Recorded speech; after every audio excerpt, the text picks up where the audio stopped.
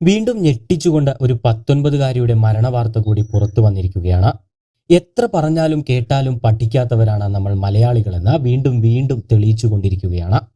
ഇത്തരം അശ്രദ്ധ മൂലം സംഭവിക്കുന്ന അപകടങ്ങൾ തുടർക്കഥയാകുമ്പോൾ ഒന്ന് ശ്രദ്ധിക്കാൻ പോലും നമ്മൾ കൂട്ടാക്കുന്നില്ല എന്ന് പറയുന്നത് വളരെ സങ്കടപ്പെടുത്തുന്ന ഒരു കാര്യം തന്നെയാണ്. തച്ചമ്പാറ മാച്ചാന്തോട് സ്വദേശി ഈറ്റാനിയിൽ വീട്ടിൽ സജി ജോസഫിന്റെ മകൾ സാനിയ സജി എന്ന 19-കാരിയാണ് കഴിഞ്ഞ ദിവസം ദാരുണമായി മരണപ്പെട്ടത്. ചെന്നൈ SRM കോളേജിൽ BSc നഴ്സിംഗ് 2ാം വർഷ വിദ്യാർത്ഥിനിയായിരുന്നു സാനിയ. ഉപരിപഠനത്തിനായി പെൺമക്കളെ പുറത്തേക്ക് പറഞ്ഞയക്കുമ്പോൾ തന്നെ ഓരോ മാതാപിതാക്കളുടെയും മനസ്സിൽ എപ്പോഴും ആശങ്കകളായിരിക്കും. അതിനിടയിൽ ഇത്തരത്തിലുള്ള മരണവാർത്തകൾ കൂടി കേൾക്കുമ്പോൾ അത് ആശങ്കകൾ ഇരട്ടിപ്പിക്കുക മാത്രമാണ് ചെയ്യുക. അവധിക്കായി മകൾ നാട്ടിലേക്ക് വരുന്നതും കാത്ത് ഉറക്കമൊഴിച്ചിരിക്കുകയായിരുന്നു അമ്മ ബിൻസി. ഏതൊരു അമ്മമാരെയും പോലെ മകളെ ഒരു നോക്ക് കാണാനും അവൾക്ക് ഇഷ്ടമുള്ളതെല്ലാം പാകം ചെയ്ത് നൽകാനുമൊക്കെ ആ അമ്മ കാത്തിരുന്നിട്ടുണ്ടാകും. പക്ഷേ വിധി വീട്ടിലേക്ക് മകളെ എത്തിച്ചത് ചേതനയറ്റ ശരീരമായാണ്. അവധിയായതിനാൽ കഴിഞ്ഞ ദിവസമാണ് സാനിയ ചെന്നൈയിൽ നിന്നും പാലക്കാട്ടേക്ക് ട്രെയിനിൽ കയറുന്നത്. അവിടെ നിന്നും ട്രെയിനിൽ കയറുന്ന വിവരം വീട്ടുകാരെ വിളിച്ചറിയിക്കുകയും ചെയ്തിരുന്നു. ചെന്നൈയിൽ നിന്ന് ആലപ്പുഴയിലേക്കുള്ള എക്സ്പ്രസ് ട്രെയിനിന്റെ ജനറൽ കമ്പാർട്ട്മെന്റിലാണ് സാനിയ യാത്ര ചെയ്തിരുന്നത്.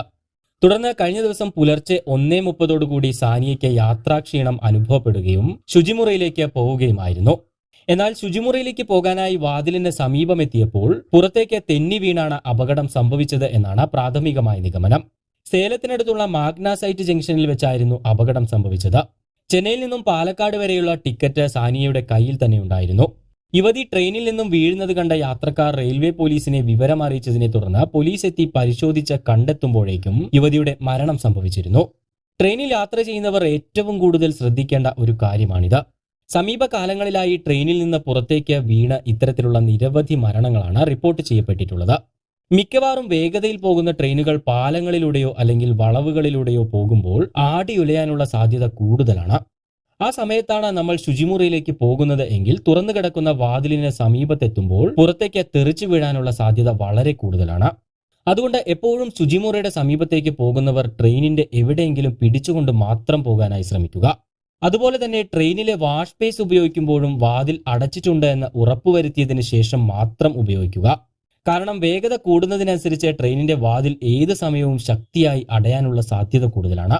എന്തായാലും ദിനംപ്രതി ഇത്രയേറെ അപകടങ്ങൾ സംഭവിച്ചിട്ട് പോലും അധികൃതരുടെ ഭാഗത്തുനിന്നും ഇതിന് ഇതുവരെയും ഒരു നടപടിയും ഉണ്ടായിട്ടില്ല എന്നുള്ളത് ഏറെ ആശങ്കക്കിടയാക്കുന്ന ഒരു കാര്യം തന്നെയാണ്. എന്തായാലും ഇനിയെങ്കിലും ഇത്തരത്തിലുള്ള അപകടങ്ങൾ സംഭവിക്കാതിരിക്കാൻ നമ്മൾ ഓരോരുത്തരും ശ്രദ്ധിക്കുക തന്നെ ചെയ്യുക. കൂടുതൽ വാർത്തകൾക്കും വിശേഷങ്ങൾക്കും ചാനൽ സബ്സ്ക്രൈബ് ചെയ്യാൻ മറക്കരുത്.